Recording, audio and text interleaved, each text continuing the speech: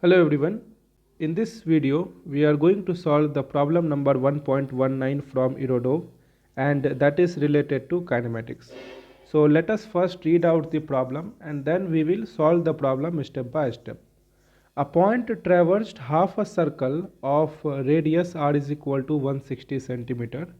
So let us say this is the half of a circle and it is traveling from point A to point B in the semicircular path during the time interval of 10 seconds. So the radius of this semicircle is r, and r is equal to 160 centimeter, and the time taken is equal to 10 seconds, and it is asking to calculate the following quantities averaged over the time. First question is mean velocity, second is mean velocity vector, and third problem is to find the total acceleration vector, mean of the total acceleration vector, where the tangential acceleration is constant. Okay. So basically if we say the velocity, the meaning of velocity is that it is having both the magnitude as well as the direction.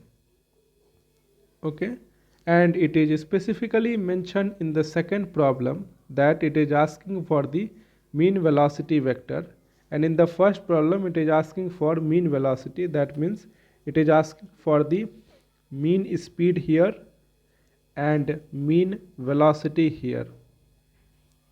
Okay, so let us first find out the mean velocity. Let us first find out the mean speed. So mean speed is equal to total distance divided by total time. As the point is traveling in the semicircular path, the total distance will be its perimeter, and its perimeter is pi r, that is half of the perimeter of the entire circle. So we can write pi r divided by total time is tau. Pi we can write 3.14 into 160 centimeter whole divided by tau is 10 seconds. So from here we will get 50.24 centimeter per second. Okay, so this is the value of mean speed we have got. Now coming to second problem, where it is asking for the mean velocity, magnitude of the mean velocity. Okay, so that we can get from the total displacement over total time. What is the total displacement? As the point is moving from this particular point to this particular point, and the distance between point A to point B along a straight line, that is this distance is r and this distance is r. So total displacement we can write it as 2r. Okay, so from here the total displacement we can write it here as a 2r divided by total time is tau. Now we can write here 2 into what is r, that is 160 centimeter whole divided by tau is 10 seconds. So from here we can write 32 centimeter per second. So we got the magnitude of the mean velocity as well. Now coming to the third problem, that is the mean acceleration magnitude. Okay, so that we can write it as delta v upon delta t, because we know that acceleration, the tangential acceleration is constant. So we can write delta v vector divided by delta t between any 2 points in the entire region of the traveling. So the delta v, let us say we can find final velocity vector minus initial velocity vector divided by total time. Let us say the initial velocity is in this particular direction with the velocity of v naught, and the final velocity is in this particular direction with the velocity of v1, and let us say this is the positive and this is negative. So if we write it here, final velocity is v1 in the positive direction minus of minus v0 because it is in the negative direction divided by tau. So finally we can write v1 plus v0 divided by tau.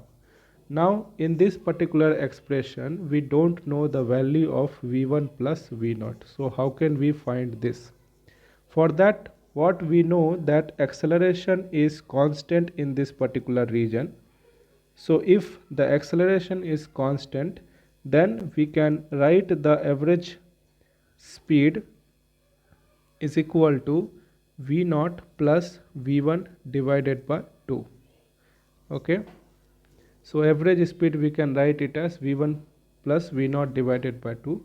For example, if acceleration is not constant, then we cannot do this v1 plus v0 divided by 2 directly.